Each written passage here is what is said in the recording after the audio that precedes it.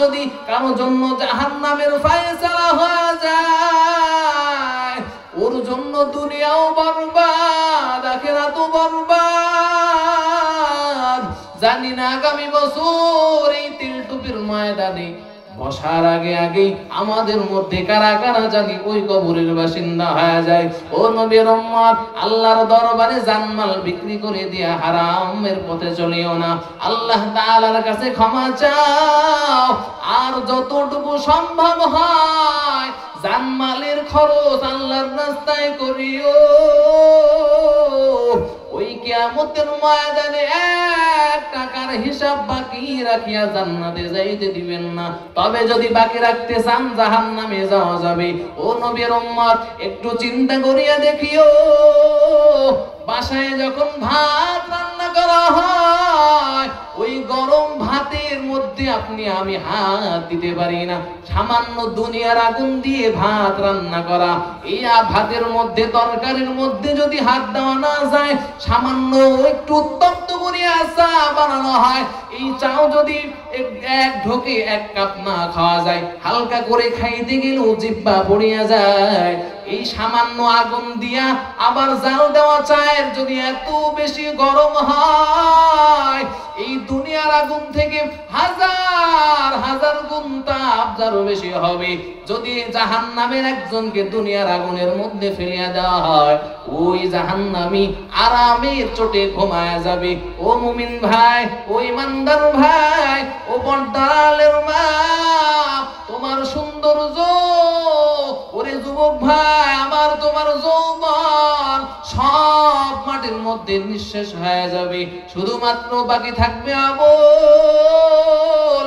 আমল ছাড়া দুনিয়ার মধ্যে আর কোনো কিছুর দাম নাই। ওই আমল না নিয়ে যেন কেউ কবরে না যায়। ওই আমল ছাড়া যদি গুনাহ নিয়ে কবরে যাও,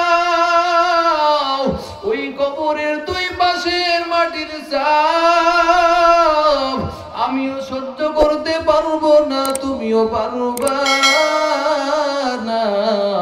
সব ক্ষমতাগুলো নিঃশেষ হয়ে যাবে।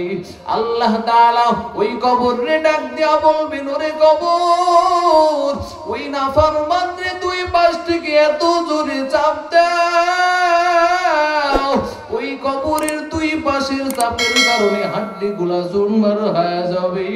ও নবীর উম্মত, ওই দিন আর কোনো নেতা তাকায়াও দেখবে না, বাবা মা তাকায় দেখবে না, সন্তান তাকায় দেখবে না, সন্তান কোনোদিন জিজ্ঞাসাও করবে না।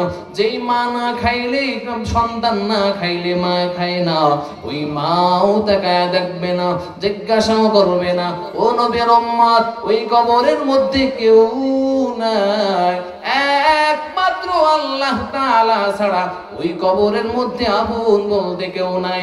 আমার কথা যদি বুঝিয়া থাকেন, আখিরাতের উপরে যদি বিশ্বাস হয়, ও নবীর উম্মত, আজ থেকেই তওবা করি, আর কোনোদিন গুনাহ করব না, গুনার ধারে কাছেও যাব না, আর 5 ওয়াক্ত নামাজ ছাড়ব না, রমজান আসলে রোজা রাখবো। মুমিন ভাই, অন্তরের মধ্যে নেফাকি যদি না থাকে, খাঁটি তওবার নিয়ত যদি হয়, দুটি হাত আমার আল্লাহকে দেখাইয়া দাও। আয় আল্লাহ, আমাদের তওবা কবুল করে নেন। আয় আল্লাহ, তওবার নিয়তে বাকি জিন্দেগি চালানোর তৌফিক দান করেন। ও আল্লাহ, কবরে যাওয়ার আগে কবরের প্রস্তুতি নেওয়ার তৌফিক দান করেন। সকলেই বলেন আমিন।